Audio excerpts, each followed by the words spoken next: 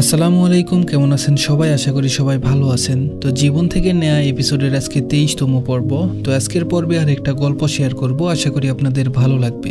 তো আজকের গল্পটা কুমিল্লা থেকে একটা আপু পাঠিয়েছে। তো চলুন বেশি দেরি না করে আজকের গল্পটা শুরু করা যাক। আমার নামটা না হয় গোপনই থাক, আমি কুমিল্লা থাকি, মধ্যবিত্ত পরিবারের মেয়ে আমি। আমার বয়স যখন 10 বছর তখন আমার বাবা মারা যায়। মায়া খাতে আমাদের 3 বোনকে বড় করেছে, কখনো অভাব কি জিনিস বুঝতে দেয়নি। আমার বয়স যখন 16 তখন একজনের মায়ে পড়ে গিয়েছিলাম। আমার চাচাতো ভাই, তার বোন নেই। ছোটবেলায় তার বোন নেই দেখে আমাকে দত্তক নিতে চেয়েছিল তার পরিবার, কিন্তু আমার বাবা দেয়নি। ছোটবেলা থেকে তার মাকে আমি আম্মু বলে ডাকতাম, আর তাদের 2 ভাইকে আমি ভাইয়া বলে ডাকতাম। সবকিছু ঠিকই ছিল, কিন্তু সে যখন ঈদে বাড়িতে আসলো তখন তাকে কেন জানি আমার পছন্দ হয়, ভালো লাগতে শুরু করে। তার সাথে অনেক ফ্রি ছিলাম, সেও ছিল। তারা ঢাকায় থাকে।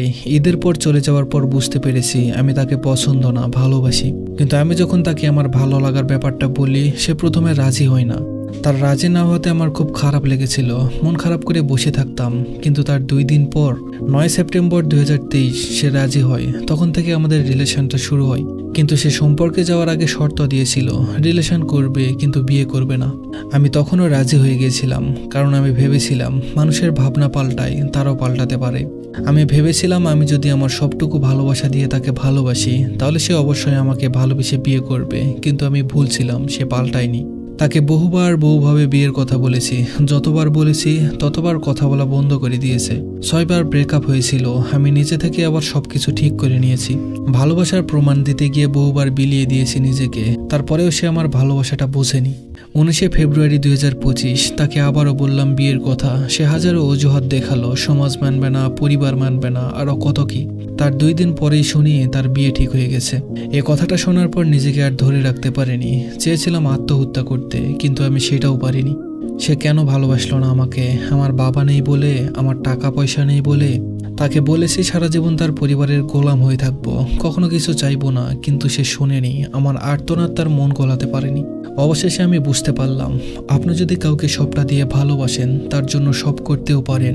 সে যদি আপনাকে ভালো না বাসে, তাহলে আপনার ভালোবাসার কোনো মূল্য পাবেন না। আসলে জোর করে কারো কাছ থেকে আর যাই হোক ভালোবাসা পাওয়া যায় না। তাকে অভিশাপ দিব না, কিন্তু আমি খুব করে চাই সে একদিন আফসোস করুক, খুব বাজেভাবে করুক। হ্যাঁ, আমি এটাই চাই। তো এই ছিল আজকের গল্প।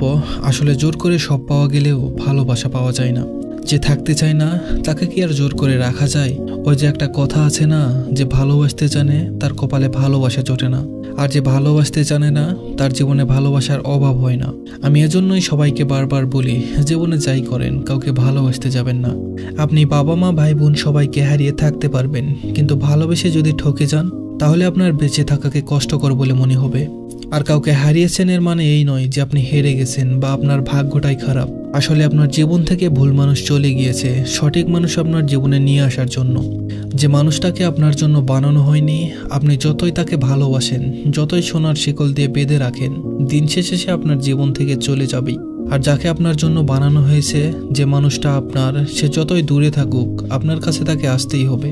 তাই জীবন থেকে কেউ চলে গেলে ভেঙে না পড়ে, মন খারাপ না করে থেকে বরং খুশি হন যে আপনার জীবনে সঠিক মানুষ আসার রাস্তা ক্লিয়ার হয়ে গেছে। যাই হোক, আমাদের গল্পগুলো ভালো লাগলে অবশ্যই কমেন্ট করে জানাবেন। আপনার সাথে ঘটে যাওয়া গল্প যদি আমাদের মাঝে শেয়ার করতে চান, তাহলে অবশ্যই ভয়েস অফ সোহান ফেসবুক পেজে মেসেজ করবেন, অথবা আমাদের ইমেল করতে পারেন। আমাদের ইমেল অ্যাড্রেসটা হলো sohanofficial111@gmail.com। তো দেখা হবে আবার নতুন কারো গল্প নিয়ে নতুন কোনো ভিডিওতে। সবাই ভালো থাকবেন, সুস্থ থাকবেন। ধন্যবাদ সবাইকে।